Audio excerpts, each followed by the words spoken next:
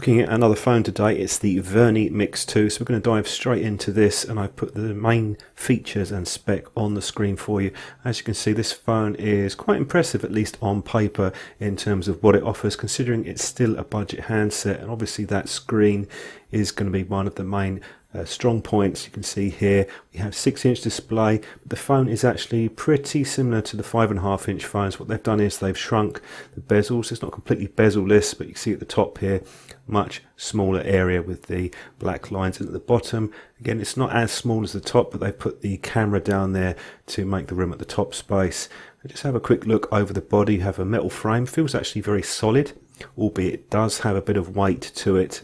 Comes in just over 200 grams, but the construction quality feels good, and the buttons, good placement, good tactile feel.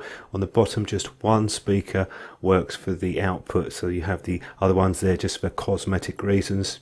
This is the camera on the back, dual camera, LED flash with the fingerprint sensor. We've got the maker's name, so it's glass front and back on this, so it does look quite classy, does feel quite good in the hand. Although obviously I would be a bit careful with this, especially with dropping it. You do get a supplied case, which I will show you in a minute. Now this is just pull down the drop down notifications here and some of the settings. You can also edit that as well. It's pretty much standard stuff on this. There's nothing stand out different from most phones, but you'll find that you do have more sensors with this because it's using a newer MediaTek CPU, so it has better sensors than some of the budget phones. Not too many apps installed, just the basic ones, so if you dislike bloatware, you'll be fairly happy with this. Nothing too outrageous or annoying that's installed with this. Now we just open up the SIM tray. You have a choice here of 2 Nano SIMs. You can also fit a micro SD up to 128GB, and it's metal. I've put the GSM bands that it supports there, so it's not that flimsy plastic. Just got a Nano SIM card I'll insert. I had no problems at all with this phone in terms of call quality or reception, but yeah, it does pick up marks pretty easily, so do invest in a case or you'll be cleaning it quite a bit as well. Now going through some of the main settings, got the usual features here. We do have Bluetooth, do have a couple of shortcuts for the camera, and there are a few motion gestures included too. Flip to mute. You can also adjust the status bar. There's no huge features in terms of gestures that compared to some of the other handsets I've looked at, but you do have a notification LED on this too. You see the storage there. We've got just under 53GB, which is pretty good. You can always expand that if you want to. I think unless you're gaming, which possibly might be with this phone, that could be something which might appeal to people. You can also flip out the settings just on the side there, and it takes you through all the settings that I've just showed you. It's just a bit easier to navigate. I did check for updates, and there weren't any at the time of the review, and I've had this a while, and the screen brightness is actually good for outside, but I would prefer if it went a little bit lower, just to save battery power indoors. It goes fairly low, but there's potential to save a bit more power, and good viewing angles on this. We have a full HD display, but it's actually slightly stretched compared to the normal display that you get.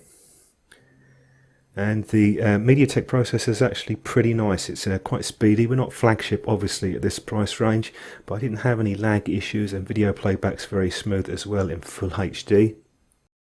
So solid performance from the processor in terms of media playback, and you'd expect that particularly with a high resolution screen. You need something decent in there, particularly for gaming as well, because you're using so much more processing power. You also have the split screen, which you can access by a long press on the volume button.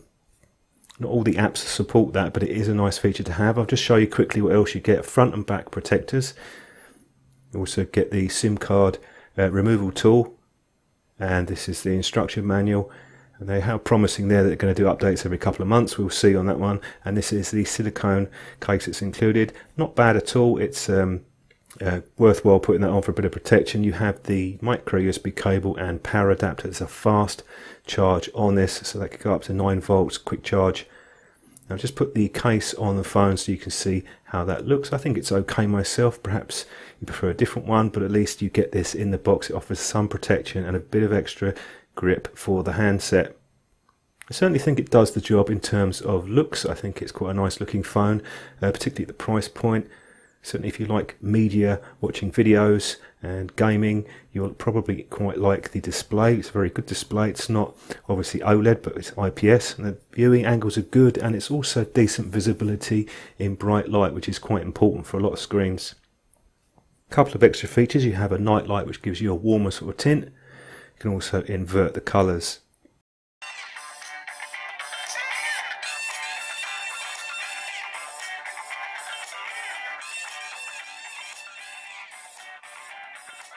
That was a quick speaker demonstration. A bit on the tinny side, could be a bit louder too.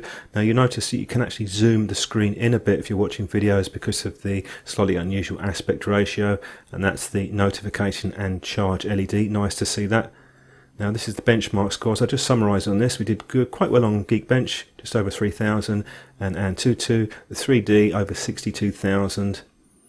And this was my battery life test. It's just a rough idea. I thought the battery was okay, pretty good, not outstanding, but not bad.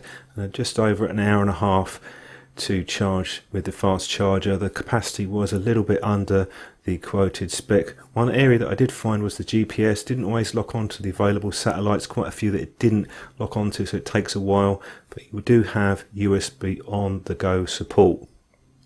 Now I've done a specific camera review on this. I also did a benchmark test, so you can go and have a look at those videos as well to get a better idea. As far as the camera goes, pretty mediocre really, to be honest. It could be better in low light, and the dual camera with the focus sort of blur spot, as I call it, isn't particularly great. You can get passable shots, particularly if you use a different app. The camera's not a strong point on this, but do have a look at my specific review on the camera to get more information. As far as the gaming goes, it actually did very well. It's rare you're going to see any lag or dropped frames unless you're playing one of the top high-end games. But even then, most of the games that I played were actually very good, very smooth. So this phone is a mixed bag. You're going to have to compromise a bit, particularly with the camera. The camera's not particularly great, could have been better. We'll see if they can improve that with the firmware update. The GPS was slow, and the video lags in low light when you're actually taking the video footage. But the good point is the build is nice, particularly like the screen, and the performance is also very good as well. And particularly if you're going to be doing gaming, for a budget gaming handset, I think this could appeal to quite a few people. And you also have that quick charge too. So thanks for watching the video. Don't forget to have a look at my other ones that I've done on the Mix 2 to get a better idea on the performance and the cameras.